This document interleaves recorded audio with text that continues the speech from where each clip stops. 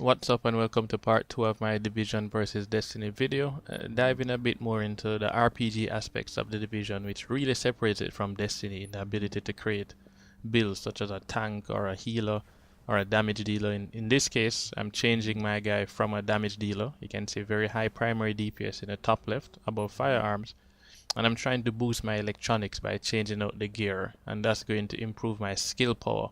And in this case, you'll see that I've chosen this healing ability. You can fire a canister that heals myself and anybody within this little green radius.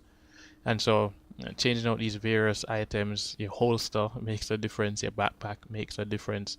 All these little bits of gear. The weapons don't make any difference, but strictly your mask, your knee pads, your gloves, really interesting. And obviously, you can see the different levels of gear, whether it's blue, green, purple. I haven't seen any yellow armor, but they are yellow weapons. And so here you see the plus sign, and that's because I've chosen that ability and bound it to LB, and you can actually change where you bind things to. So this guy is now pretty much designed to be a healer.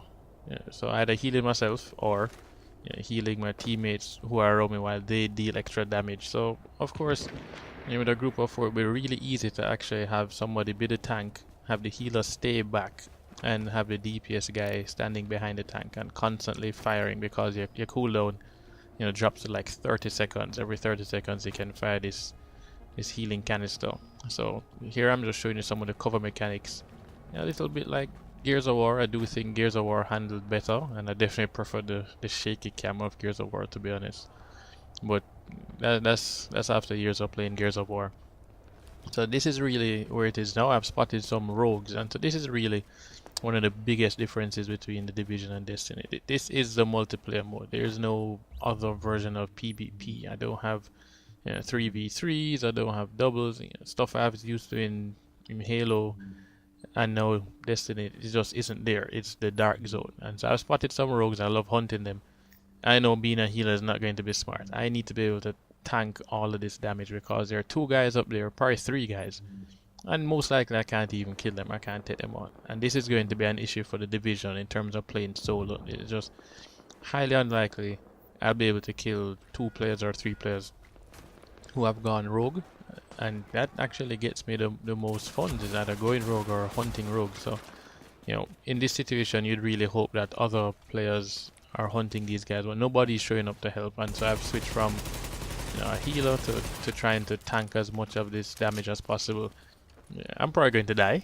I'm going to go in anyway, but it made for a fun video. I wanted to grab that clip and show what the solo experience would be, because yes, you can matchmake before you go into the dark zone, or when you're in the dark zone you can talk to people and join up in their group right in the zone. So it's easy to form ad hoc teams and break up those teams. It's very simple. You have proximity chat. You don't need to enter a party. You don't need to view a gamer card. Yeah, fairly straightforward.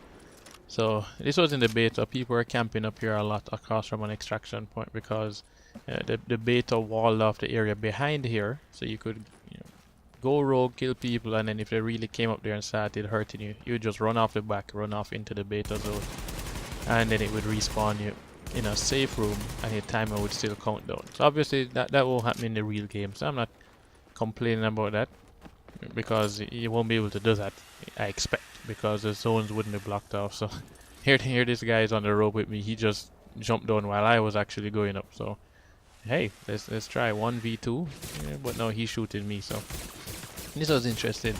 Got up there, as you can see, it gives you a very good idea of how the gunplay works and how this cover system works. I'm getting wrecked. See, the screen's turning red. I say, let's get the hell out of here. Maybe I can take on one of them, or shoot them as they climb down.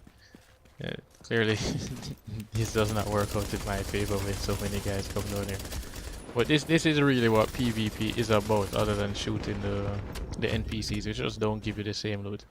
And there I'm dead, and that's going to be the experience for most solo players in the Division. Not sure if that's going to be so great.